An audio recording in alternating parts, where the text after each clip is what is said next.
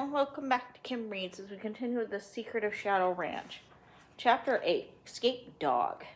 Nancy lurched against the balustrade. Trying to catch her balance, she grabbed the rail. With a loud crash, the whole framework broke and she plunged through the floor below. Stunned, Nancy hardly noticed that the roar of the rock slide had subsided and the old building had come to a shuddering halt, and after a while she became aware of voices calling.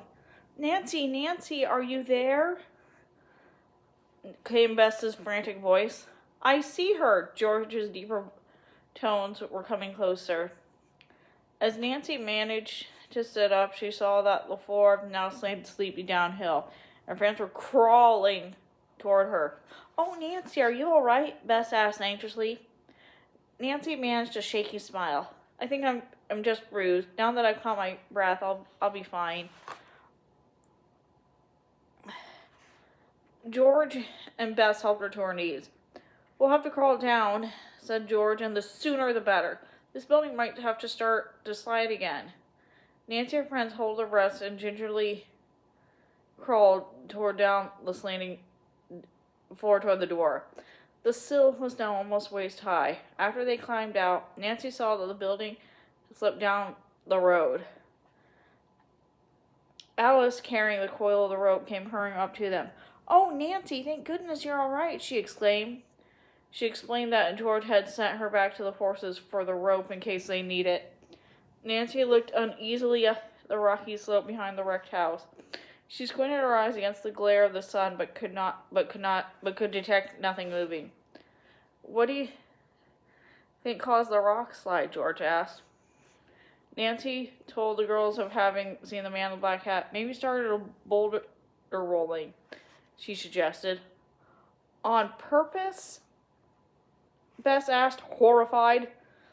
"Perhaps," said Nancy. "I have a feeling. It's the same man that George and I saw in Tumbleweed. If he's after Valentine's treasure, this is one more move to scare us off the ranch." George reminded her that no doubt there were other men in the county with large black hats. "I know," Nancy admitted. She wondered whether the man had followed them there or had been disturbed by their coming. The other girls said that so far they had found no signs of anyone living in the abandoned village. At Nancy's suggestion, they started down the street, and without entering, Nancy looked into a few buildings that they had already checked.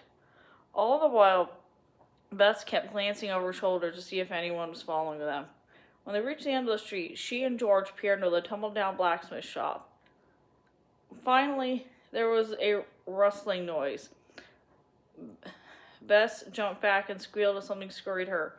"Really," George said in disgust, "you're hopeless. That was only a pack rat." Bess blushed. "I can't help it. I keep expecting that man in black to jump out at us." Nancy spoke up. "I think Bess has a point. We better get out of here. If the man is still around, he might just cause another rock slide." In a few minutes, the girls had mounted their horses and were riding out of town. "Are we going straight to the cabin now?" Alice asked anxiously. "Perhaps the men we saw were on the way to it." "Yes," said Nancy, as soon as they were clear of the dilapidated building. She ranged in and studied the map Aunt Bet had given her. After consulting the compass, she led the girls around the back of Shadow Mountain on a narrow trail. Now and then they passed a tall, creamy yucca flower in bloom or started a bird from a thicket of chaparral. But they saw no other living creatures. Near noon, the riders reached a level place where a cluster of high rocks cast over a shallow stream. Here they dismounted, watered their horses, and ate lunch. An hour later, the girls were in the saddle again and presently rounded up a rock outcrop. They found themselves looking up at the small cabin set among the rocks some distance from them.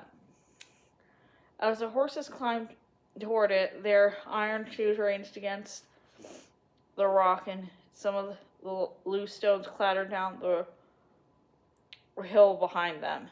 Suddenly a dog began to bark, then stopped. "That sounded like Chief," Bess exclaimed. While some distance from the cabin, the riders dismounted. Bess and Alice, will you stay with the horses? Nancy requested. George and I will take a look around. The next two girls walked to a stealthily uphill and startled to circle the cabin. They found that the rear wall was close to the side of the mountain, and heavily overgrown with brush and small fern. There was an open window on the back wall, but a heavy burlap sack was hanging across it so the girls could not see inside. They stood still for a moment and listened, but no sound came from within. Quietly, they completed the circle and returned to the others. The door's open a little bit, Bess said softly. Do you think anyone's inside? There's only one way to find out, Nancy said with determination. I'll go and knock. As soon as they started uphill, the barking started again. The next instant, from behind the cabin, bounded a large, black German shepherd. Chief! The girls exclaimed. The dog greeted them with frenzied barking and tail wagging. A short piece of rope hung from his collar. On his head was a swelling and broken squid. You poor old fellow, said Nancy. She knelt beside the dog and calmed him, and then carefully felt around the room. Somebody knocked him out and has been holding him, she said. But why? Asked Bess, keeping a wary eye on the cabin. Maybe because he got too close to the phantom horse, Nancy replied. George looked puzzled. What difference would that make? Chief can't talk, but perhaps there's a clue on him. Something to show how the trick was done, Nancy replied. The big dog stood patiently as Nancy examined him, but she found nothing unusual. Bess volunteered to stay with the horses and the dog while the other girls went to the cabin. The trio walked up to it, and Nancy knocked on the door frame. There was no answer. She knocked again and pushed the door open cautiously. The one-room cabin was empty, but plainly had been lived in. On the table stood 2 mugs and a coffee pot. Alice darted forward with a cry. Besides the cups lay an unfinished drawing and a pastel painting. My father, he's been here. The mugs were half full of coffee. Nancy felt them. They were still warm. The artist and his companion have been here all right, Nancy agreed. They just left a short time ago. Why would they do that, George asked, unless they heard us coming and have a reason to hide? My father's being held prisoner, Alice said positively. She glanced at the old girls and read their thoughts. You think he's connected with the Phantom mystery because we found Chief here? She accused. Nancy tried to assure her this was not the case. Your father is innocent, but someone else occupying this cabin may be connected to the Shadow Ranch mystery. Leaving the door slightly open as they found it, the 3 hurried to report to Bess. The men may come back. Let's wait here and see, Nancy suggested. The girls led their horses behind a clump of large boulders, out of sight and out of the cabin. Keeping Chief beside her, Nancy hid behind the screen of chaparral with the other girls and watched the cabin. While they waited, Nancy puzzled over the dog's appearance. He had run from behind the cabin, yet minutes before she and George had passed between it and the mountain without seeing or hearing the animal. It occurred to Nancy that he might have been tied up some distance away and broke loose. But why had he been held? There seemed to be no lead to the phantom on him. Perhaps it was only his captor is not averse to stealing a good dog. The afternoon wore on. It was hotter and increasingly cloudy. The men did not return. Finally, Nancy cast a worried look at the sky. We might start back before it rains. Alice begged to stay, but the girls knew that was not wise. Nancy promised her that they would come again. With Chief at the heels of Nancy's horse, the girls started down the mountain, following a path with River Heights visitors soon recognized as a trail that had been on the day before.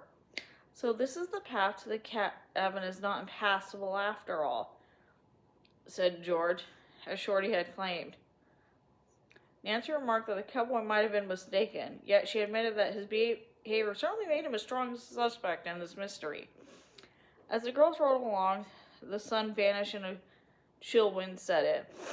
Finally, a few drops of rain splattered the dust. The next moment, a downpour descended. The horses snorted. A vivid flash of lightning split a fir tree some distance up the mountain, and the horses shied up at the clap of thunder. Sit tight, Nancy called from over her shoulder, and keep moving. Moment by moment, the cloud burst worsened, and the trail gradually became slippery mud. Far below, in the valley, they could see the sunlit meadow, untouched by the storm. I hope we made it, Bess said fearfully. Suddenly, Nancy had a chilling thought. They still had to negotiate the stream which they had crossed the previous day, and Bess's mount was not a river horse.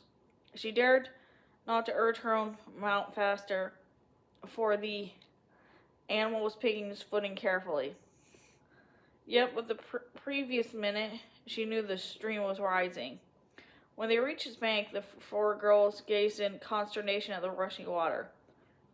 We can't cross that, Bess wailed. Nancy said the only alternative way was to stay on all night on the mountain. We're not equipped to do that. It's too risky. Come on, Bess. We can make it if we hurry. As she spoke, Chief whined and put his paw in her stirrup. He's begging for a ride, George said. The dog leaped into a large rock beside the water, and Nancy pulled up close to him. With her help, Chief squeezed onto the front of the saddle, and Nancy held him on there. All right, boy, she said to him. Here we go. She gathered the rein firmly and guided her horse into the water. The big animal did not fight the current, but swam alongside easily to it, heading gradually for the opposite bank. Before long he found footing. As he clambered safely ashore, Chief jumped off, and Nancy turned in the saddle to see how long the others were faring. One by one, dependable river horses made the crossing safely, but Bess on Choo-Choo was last. Would he behave? The animal entered the stream, and he walked until the water swirled around his shoulders. Then he stopped. If he doesn't swim, he'll be swept away, George exclaimed. Help!